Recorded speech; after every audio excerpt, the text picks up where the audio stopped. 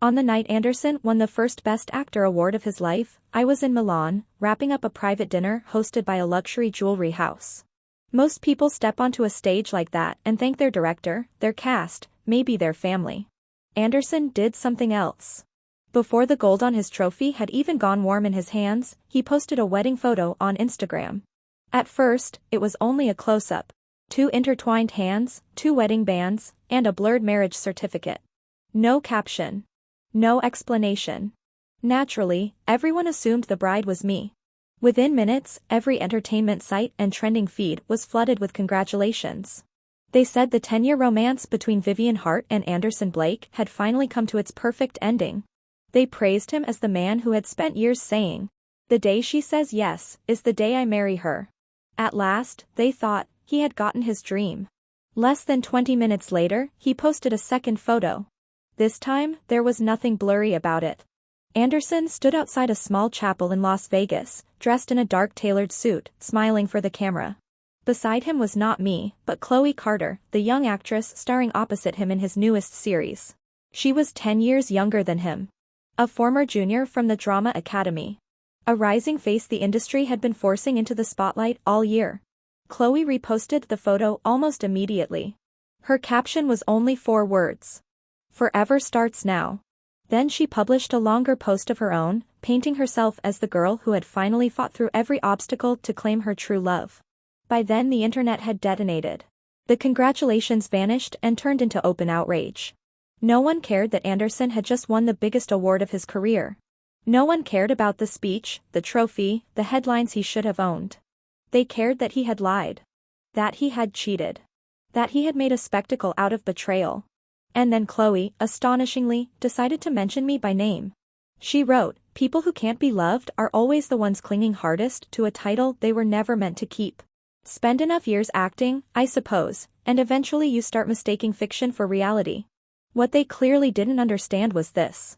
In an entertainment industry powered by capital, traffic, and headlines, the ability to make someone famous and the ability to destroy them are simply 2 sides of the same skill.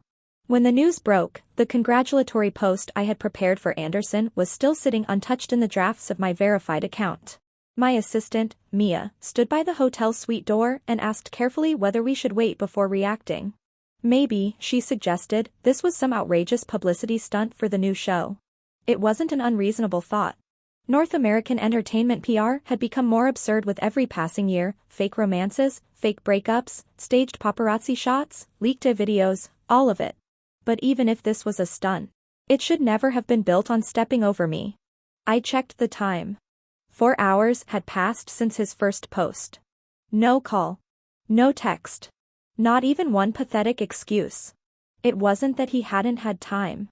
It was that he had already chosen his side. I took off the diamond necklace around my throat, set it on the table, and turned to Mia. At 5:30 a.m. Los Angeles time, post the congratulatory message from my verified account. Don't change a word. Let it go live during his birthday traffic window, like nothing happened. Mia blinked. And after that, I continued, pause every endorsement deal, pending project, and casting opportunity currently set aside for him. Split them among the other actors. Tell PR not to suppress public opinion. Let the tide carry itself. She hesitated. You don't want to hear his explanation first? I tossed my phone onto the sofa. Explanation? 4 hours is enough time for any adult to come up with at least 3 different lies. He hasn't sent me a single word. That tells me everything I need to know. Anderson had signed with Silverline Entertainment when he was 18. He was tall, slim, heartbreakingly beautiful, with the kind of eyes that seemed born for deception. The company's original plan was to shape him into an idol. They hired vocal coaches, dance trainers, image consultants. Burned through 6 months of money and came to one conclusion. He couldn't really sing. He couldn't really dance. And other than his face, he had almost none of the natural ingredients needed for a boy band career. But on camera? He had spark. At 24, I had already collected 2 major film awards and several television Best Actress trophies. In the industry, I had a reputation for 2 things: choosing winning projects and making stars out of rookies. Silverline sent a batch of newcomers into one of my productions to learn the ropes. Anderson was one of them. At first he called me Ms. Hart. Then he called me Vivian. Later, when no one else was around, he would lower his voice and call me Vivi. He did not pursue me subtly. He brought me scripts. Handwritten cards. He waited outside the studio after late-night shoots, pretending not to be nervous even while the tips of his ears burned red. He had a gift for looking sincere. Stubborn. Vulnerable. Like the kind of man who would place his whole heart in your hands and never ask for it back. Back then, he was very good at making a woman believe she was the only exception in his world. Later, he gained real attention after playing a supporting role in a sci-fi drama. We went public with the relationship. At first, no one thought we would last. He was younger. Less established. Too obviously polished beneath my shadow. People said he looked less like a boyfriend and more like a beautiful pet I had dressed for the red carpet. But public opinion is fickle by nature. Once he started giving interviews and saying, over and over, my greatest dream isn't winning awards. It's marrying Vivian one day, openly and proudly, the narrative changed. Suddenly he was loyal, devoted, unwavering. The more perfect the image, the louder it shatters when it falls apart. I never minded giving him opportunities. The entertainment world has never been a fairy tale powered by love. It is a business. A brutal one. He worked hard. He had ambition. I gave him scripts, teams, exposure. Leverage. He gave me results. That was fair. In fact, in his acceptance speech that very night, he had looked straight into the camera and said, "The person I want to thank most is Vivian. Without her, there would be no me today." On stage, gratitude. Off stage, a new bride. Beautiful, really. The next morning, Mia handed me the work phone and told me the public narrative had fully shifted. Most people now believed the obvious. That I had known nothing, and that Anderson had betrayed me first. Major entertainment forums and podcast hosts had spent the night building timelines. Some internet detectives had already dug up nearly every suspicious interaction between Chloe and Anderson over the past 6 months. The picture they assembled was close enough to the truth. I took the phone, opened Anderson's page, and left a single comment beneath his wedding announcement. Just one question mark. It was enough. Within an hour, that lone symbol was trending on its own. By the time office workers were halfway through their morning commute, the entire scandal had already cycled through one full round of public judgment. Before noon, Silverline's publicity department released exactly what I had instructed them to release: updates about my ad campaigns in Europe, my Fashion Week appearances, my new brand negotiations, and my upcoming film. At the same time, several younger actors under the company's banner began surfacing with carefully timed exposure. Traffic is like a river in flood. Once it rises, all you have to do is guide it. Later, in private, Mia asked me, "You don't seem heartbroken." "I am disappointed," I said. "But at my level, containing the fallout matters more than mourning in public. Morality can restrain me. It can't restrain anyone else. Money and resources are what actually stay in your hands." The day I returned to Los Angeles, the airport was swarming with reporters. Microphones were shoved at my face. Cameras flashed like gunfire. "Did you know Anderson got married? Was this publicity or betrayal? Have you already broken up? Will Silverline terminate his contract?" I lifted a hand to adjust my sunglasses and deliberately let the cameras catch my ring finger. When I had left for Europe, the ring was still there. Now it was bare. The flashes exploded even harder. I didn't raise my voice. I didn't say anything dramatic. I only answered calmly. Actors are surrounded by props. Marriage is not one of them. As for everything else, lies have a way of cracking open on their own. That was all the media needed. They did the rest of the work for me. That same afternoon, Chloe personally threw herself into the fire. She tagged me on X and accused me of using my power to threaten Anderson. She said I had occupied the best 10 years of his life and still refused to let him go.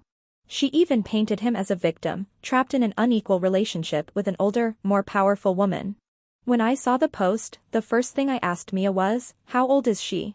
"Just turned 20, Mia replied. "Hasn't graduated yet. She's the female lead in Anderson's next series." 20 years old, I said. "And before her breakout role even airs, she's already turned herself into a social issue." I smiled faintly. "What's her background?" "Only daughter of the Carter family. They own an automotive parts company down south. Medium-sized, but wealthy enough." A few years ago they tried to push her into the industry. Remember? You blocked it. There was that dinner where they wanted to pay for Anderson's company. You refused. I remembered. Not long after that dinner, Anderson had insisted on taking the drama with Chloe. I had thought something felt off then. Now all the pieces fit. This wasn't a drunken mistake. Not a reckless impulse. He had chosen his next backer long ago. A younger girl. A family with money. A dynamic that flattered his swelling ego. I leaned back in my chair and thought for a few seconds.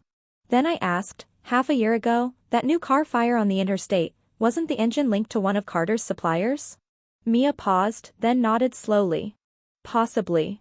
We can pull the public records. Do it, I said. I'm having dinner with 2 people tonight. That evening, I met Ethan and Julian. One came from a family that manufactured complete vehicles. The other specialized in mergers and acquisitions within the automotive supply chain. Both were old friends of mine. I slid the documents across the table and skipped the pleasantries. Interested in hearing 2 proposals? Ethan flipped through the pages and laughed. You're going after the Carters? Not going after them, I said, lifting my glass. I'm giving them the chance to walk straight into the hole themselves. My plan was simple.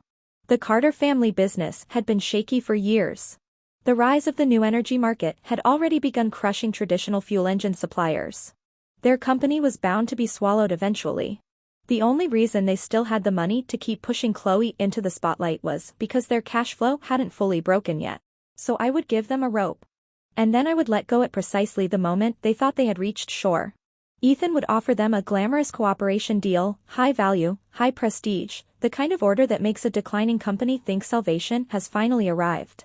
Julian would, at the right moment, dangle an even more attractive acquisition offer, one good enough to push them into burning bridges with any previous buyers. And once the risk issue detonated, Ethan would terminate the cooperation under the contract's own clauses, Julian would withdraw, and the Carters' valuation would plummet like a stone.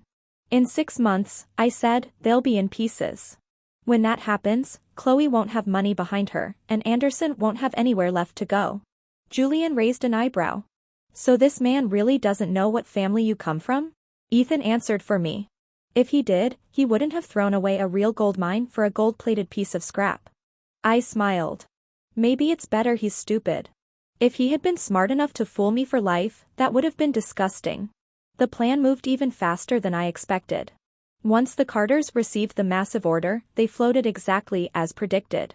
They believed they had finally climbed out of danger. They rejected the low acquisition offer they had previously been considering, doubled down on Chloe's publicity budget, and behaved as if the future were already secured. Chloe became even more aggressive online, fighting strangers in comment sections and feeding the scandal every time public attention seemed ready to cool. Whenever the heat dipped, she said something even more outrageous and pushed herself and Anderson right back into the headlines. To them, black publicity was still publicity. Anderson, meanwhile, finally decided to come see me 2 months after the wedding scandal broke. He asked to meet at my house. He looked thinner than before, but his face still carried that cautious confidence of a man who believed he could negotiate from strength. After circling the point for far too long, he finally said what he had really come to say. He wanted to terminate his contract with Silverline and join the new entertainment company the Carters had set up. Over there, he said, all resources would revolve around him. He would be their central male star. He would no longer need to bow his head to me or to the senior actors at the company. When he said it, there was excitement in his eyes. I listened, and then replied with only one sentence. Your termination fee is $280 million. His expression changed instantly. Vivian, are you insane? You are walking away from projects the company has already invested in, brand contracts, legal commitments, credibility, and future revenue expectations. I opened the prepared legal file in front of him. If you disagree, sue me. Whatever the court decides, you pay. He had clearly spoken to a lawyer in advance. What he had not expected was how hard I would stand. He especially had not expected that I had no intention of giving him even a scrap of sentimental mercy. He softened his tone and said he didn't have that kind of liquid cash. He reminded me that we had spent 10 years together. He told me I didn't have to make things so absolute. I looked at him and suddenly found the entire scene laughable. Back when he needed me, he used to call me big sister in that soft, coaxing voice. Now that he thought his wings had grown strong enough, he said my name as if we had always stood on equal ground. "How much money in your pockets today?" I asked him, "was earned without me ever opening a door for you first. If you truly think what I gave you was only love and not investment, then return every cent I ever poured into your career." He fell silent for a long time. And then, unbelievably, he asked, "Aside from work, is there really nothing else you want to ask me?" Such as why I married someone else. I almost laughed. So he still expected me to play the role of the betrayed woman in a melodrama, to ask whether he had ever loved me, to demand why he changed, maybe even to cry for him so he could savor the thrill of being fought over by two women. "Have you been acting so long you can't tell the difference between a script and real life anymore?" I cut in. "Or do you really think I'm going to sit here and discuss romance with you because you cheated?" His face turned ugly, but he pushed on anyway. He said he had never meant to take advantage of my feelings. That he had never planned to use me for gain. "Excellent," I said with a nod. "Then you should have no problem paying the $280 million. If you truly wanted nothing from me, this is the perfect chance to prove you have a spine." That left him choking on his own words. Finally he said, "You can't stop me from going to a better platform just because you helped me once." "A better platform?" I slid the file toward him. "You mean the shell company that currently has one artist, Chloe Carter, a permanent loss on its books, and a life support system funded by her family? Anderson, are you really this stupid, or do you just assume I am?" The negotiation collapsed completely. That same night, a secretly recorded video appeared online. It had been sliced to pieces. The only parts preserved were me saying, $280 million, and "You're not worth that much." The internet pounced immediately. Some people began calling me a ruthless boss, a power abuser, a woman trying to keep Anderson chained to the company with an outrageous price tag. PR called and asked whether I wanted to suppress it like old times. "No," I said. "Announce every resource we pulled off him tonight and reassign them publicly." So that same evening, more than 20 brands simultaneously announced collaborations with other Silverline artists. 7 television dramas and 3 films released cast posters in rapid succession, packed with actors from our company. Then I instructed legal and PR to release the full audio recording of my conversation with Anderson. The moment the complete version went public, the tide reversed. People realized he had secretly filmed me, maliciously edited the footage, tried to weaponize public morality, and at the same time intended to walk out with as much of the company's support system as he could steal. The internet, delighted, began doing math. Fans and gossip accounts compiled his projects, endorsement deals, magazine shoots, streaming splits, and the company's early-stage investments. A rough estimate made it painfully obvious, not only was the $280 million justified, it might even have been conservative. And for extra entertainment, people took a closer look at the Carter's so-called entertainment company. The result was humiliating. Other than Chloe, they had almost no functioning business. Their finances were ugly. Even the office was short-term rented. Overnight, Anderson's better platform became a punchline. But Anderson refused to accept that reality. In his mind, he had an award, peak momentum, a young wife, and new capital ready to back him.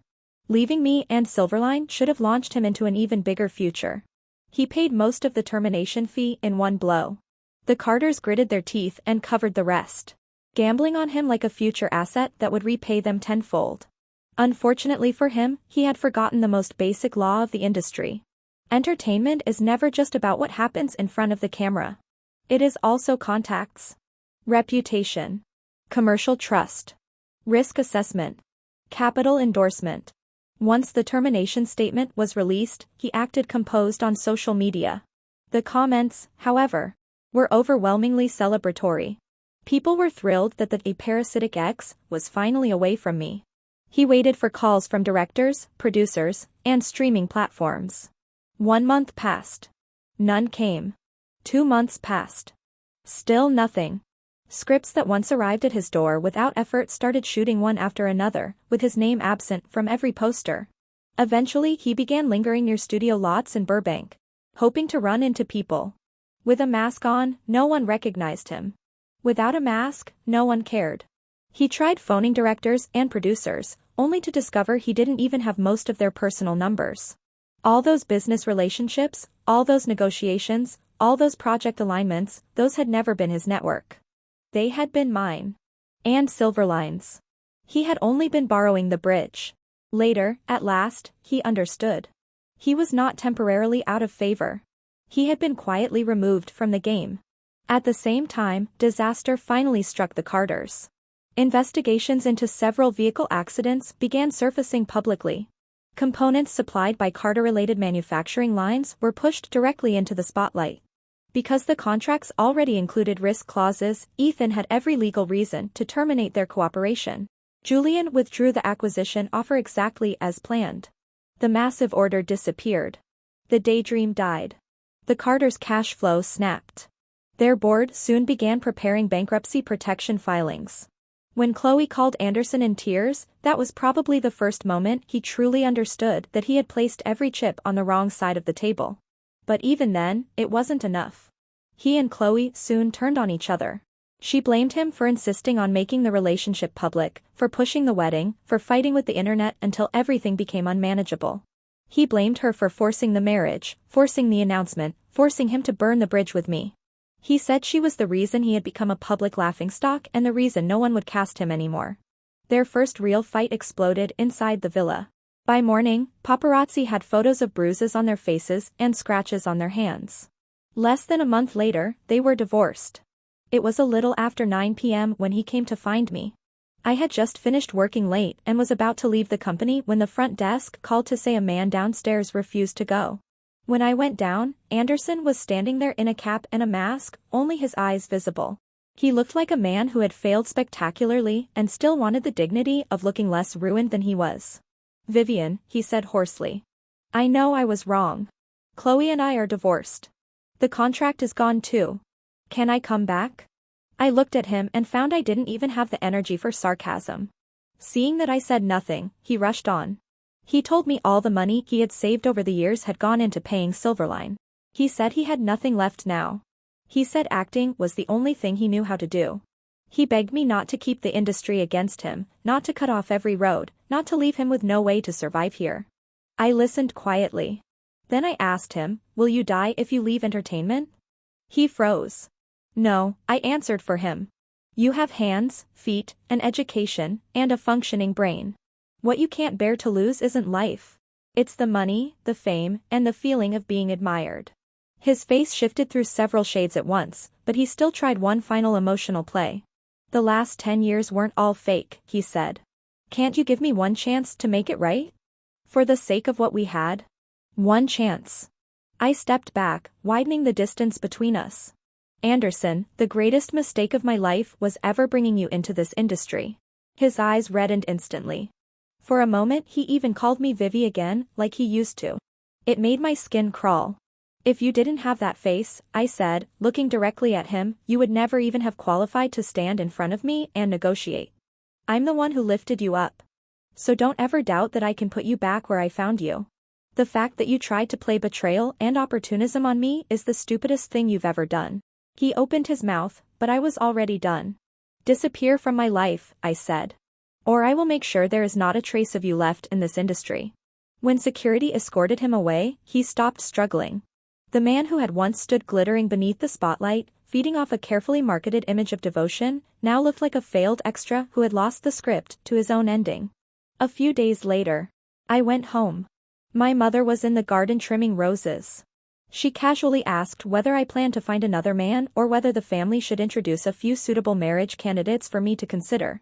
I took the tea a housemaid handed me and smiled faintly. "A life without men isn't fatal," I said. "And if we're speaking of practical function, most of them are interchangeable emotional liabilities. Why would I tie my future to something so replaceable?" My mother looked pleased enough, for once, to compliment me. "That," she said, "sounds like a heart." I asked after my father next. Apparently he had been spending more time downtown lately, fascinated by a female artisan who restored antique umbrellas and vintage theater hats. My mother let out a cold laugh. She said his first love had worn retro dresses and carried parasols too, and that even in old age he was still chasing the ghost of an unfinished illusion. Fortunately for everyone involved, the woman had a happy family of her own, children and grandchildren around her. No matter how nostalgic he felt, all he could do was look from a distance. As for my brother, after losing a board election to his younger sister, he had practically vanished from civilized society. These days he did little except drink and cause trouble. The younger children in the family had been assigned more tutors, and my mother was perpetually exhausted. Men who couldn't handle losing, she said, were always the most troublesome. Listening to all this domestic absurdity, I felt unexpectedly refreshed. Men can exist, certainly. They just function better when they are not allowed to take themselves too seriously. As for whether Anderson ever tried to crawl back into the spotlight again, I never bothered to find out. To me, he was no longer an ex-boyfriend. Not even a once-promoted actor. He was simply a failed investment that had already been cleared from the books. I still had a company to run. Films to shoot. Brands to negotiate with. Younger, brighter talents waiting in line for their chance. The world is large. Capital moves. Industries reshuffle. Stories reinvent themselves. The only thing never worth looking back at is the kind of man who thinks he can use you as a stepping stone, only to shatter himself on the way down. In the end, Anderson's greatest failure was never that he betrayed me.